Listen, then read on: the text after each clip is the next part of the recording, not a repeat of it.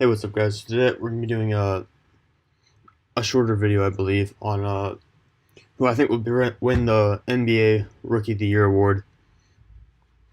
As you know, this was just an overall very stacked class as comparison to like recent years. People are talking about uh, how astronomical the talent in this class was, and it really was quite incredible. And now we're finally getting to see it play out in the NBA, and there's some good numbers out there right now. People are still trying to improve and find their fit on teams. I believe we'll see a lot of numbers go up as the year goes on for these rookies. Uh, anyways, I want to talk about personally just my thoughts on the Rookie of the Year race. I don't think it's even a question who's going to win. It's going to be Ben Simmons. Like, as you know, Ben Simmons was drafted last year, technically, but because he was injured last year, he didn't play at all. So, and this is going to happen with Joe Embiid, actually. He's also a 76er, but so, it ends up being that Ben Simmons, this is considered his rookie year, considering, like, because this is his first, this is his debut year in the NBA, so to speak, because it's the first time he's seen the court during an actual regular season or postseason match. So this is considered his rookie year. And the reason I think he's going to win is, well, actually, let me pull it up. I have some nice little Word document here with the projected stats I have for the players on the year and their projected chances of winning the NBA Rookie of the Year award.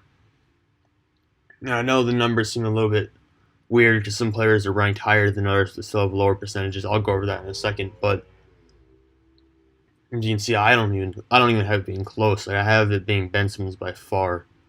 Um, he just brings to the table something that no other player really does, and that's the skill set of a big man and of a point guard. His jump shot is a little bit suspect here and there. His form specifically can be criticized at points, and I don't disagree with that criticism. It's rightful, but he's just so versatile.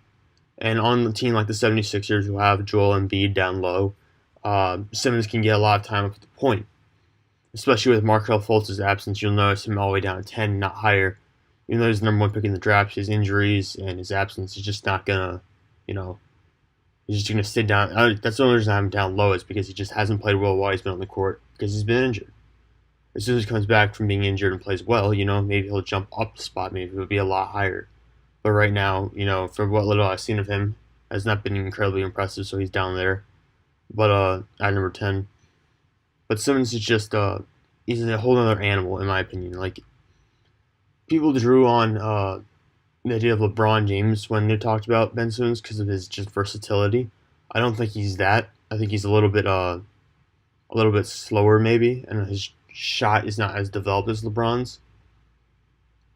But at the same point, whenever you get in that stratosphere where people, and like, these are relatively respected people too who are doing this to comparing you to like LeBron James, then you're the real deal. And of course, Lonzo Ball. Let's go down to him.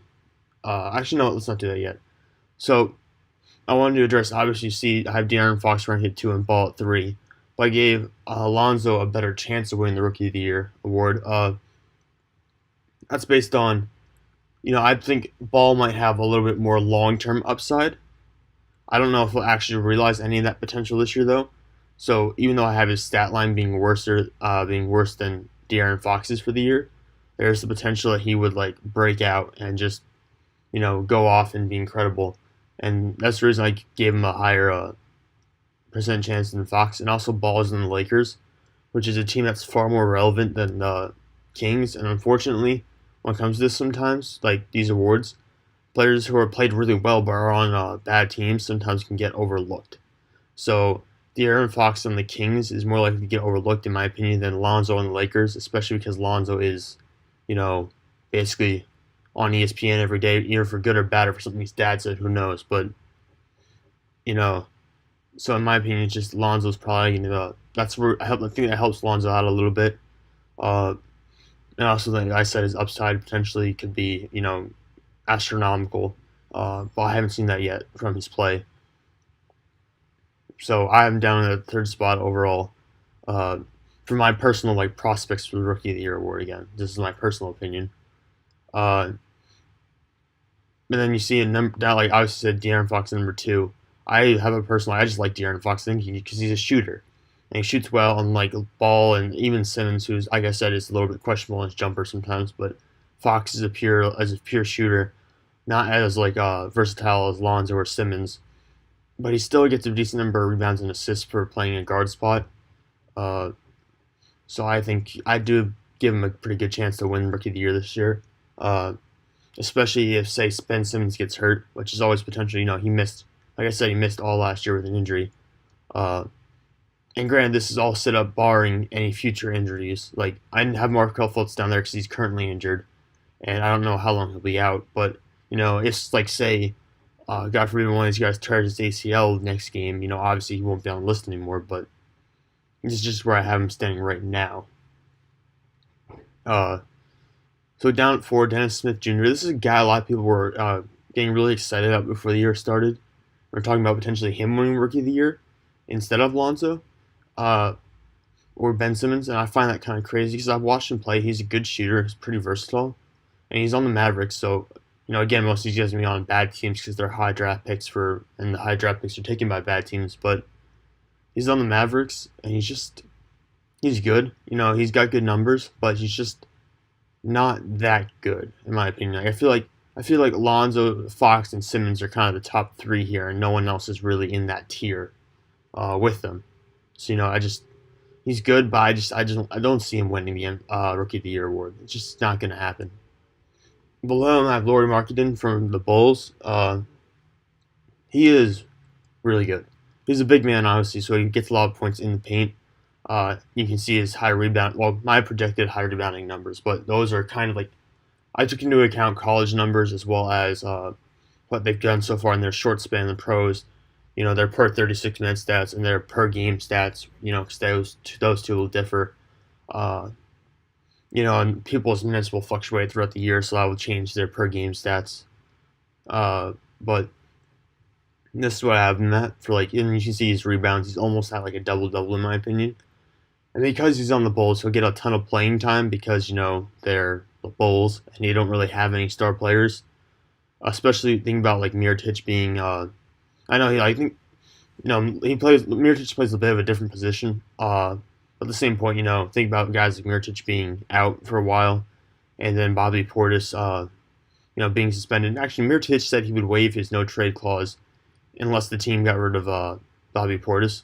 So basically, he's saying he'll probably request a trade or leave the door open to be traded or leave the Bulls if Bobby Portis is not cut. So it's like a lot of drama unfolding below him, but I think Markkanen will be a consistent force as a big man for them. I believe, I believe he'll just get a lot of stats from him because there is no really, besides, Levine is hurt, so he's not there right now. But besides Levine, there's not really a great scorer on the Bulls. So I think Markkanen will get a lot of chances. I have Jason Tatum at 6. He didn't score his first half of NBA play against the Cavs, and then came out and scored more than 10 points in the second half. He's progressed even from from the first, like I told you, the first half of his first game. I've seen progression. He seems to calm down a lot. He's a big, lean guy on the Boston Celtics. They have a lot of offense on that team, but I still think he'll get his number, he'll get his reps in. Especially as Al Horford's kind of waning in his career. I know Horford's the center and Tatum's a power forward, but I believe that Horford will end up probably taking more of a defensive role, and Tatum will probably take more of an offensive role as things transition. Maybe not this year, but down the line. So I still think Tatum will get his opportunities and get his stats going. So 15 points, 8 boards, and only 1 assist. I mean, the big guys like Markkanen and Tatum don't always, especially on teams with guards like. In Tatum's case, like Kyrie Irving, you don't need to touch the ball a lot and be that much of a facilitator, even though Kyrie's not a great facilitator himself, but, they don't play point a lot. They're not like a Blake Griffin or someone like that, or Ben Simmons in this case, so they won't be out there kind of playing the point. John Collins behind him, another big guy, 14 points, 9 boards, close to a double-double himself, but again, on a team with not a lot of depth at his position, so I think he'll get good minutes. Just not you see the numbers drop drastically from these three down. as I said, like I don't think anyone's really in that tier. I put Marketing with 6 because just because they'll get a lot of numbers. Tatum with 4 and Dennis Jr. with 4 because their skills are just like they are really skilled, and I believe like these top 6 are probably like they're top 6 like they're tiers. I think there's a tier that finishes after Lonzo Ball like after 3. I think there's a tier that finishes after Tatum. So it's like that's why these numbers are higher than the ones below them. So John Collins's been good. Kyle Kuzma's been a bit of a surprise, and I think he can continue to improve. And he just puts up shots game after game. I think he could actually move ahead and move into like that top 6 category if he just keeps shooting well. Josh Jackson's been pretty good. I'd like to see more from him. Like he's a great dunker, great in the middle. I like to see him extend his range a little bit more and get on the board, crush the boards a little bit more. That'd be just show a little more versatility. I know he's really versatile. I'd just like to see a little bit more of that from him. Granted, he is on the Suns, but when you're on the Suns, you'll get good minutes. So I hope to see a little more from him. Fultz, number 1 overall pick in the draft. I gave him 2%. You can never count a guy like him out for sure. But just right now, it doesn't look good right now, especially with the shoulder injury and his form kind of being off on a team that's playing pretty well without him. Being led by young guys like Simmons and Embiid, it's just not looking great for him to start the year. So for now, I'm kind of dropping him down a little bit. I might even lower his points per game. As the year goes on, or as time goes on. I had 2 kind of honorable mentions. Donovan Mitchell, a guy who's playing pretty well for the Jazz, albeit a little bit inconsistent with his shots. He'll go 3 for 19 one night and then 7 for 11 the next. So he's kind of inconsistent with Rodney Hood not playing right now or suffering through a little bit of injury. He'll get a lot of time to play around and kind of get a little more consistently developed there. And a guy I like personally, TJ Leaf on the Pacers, power forward. Doesn't have great rebounding numbers right now. He needs to get those up. Otherwise, having him on this list would kind of be a bit of a mistake. I believe he'll be a consistent scorer. He just needs to make sure he develops a little bit of a rhythm. He's kind of he's like Mitchell. He'll have good nights and bad nights. He'll have 4 points one night and maybe 12 or 16 the next. So it's a little bit all over the place. Again, though, Pacers, bad team, no real depth. He'll get good minutes, good time. Again, not much of an assist guy because he's a big man. But like I said, needs to be more active on the glass and just keep up scoring, get more consistency as the year goes on. So yeah, that's pretty much it for my top rookie of the year candidates. So I know people are gonna jump at me probably for putting Ball down at 3, but just leave a comment, tell me why I should move Ball up or other players up this list. And you know what? If you dislike the video, then leave a dislike. See you guys next time.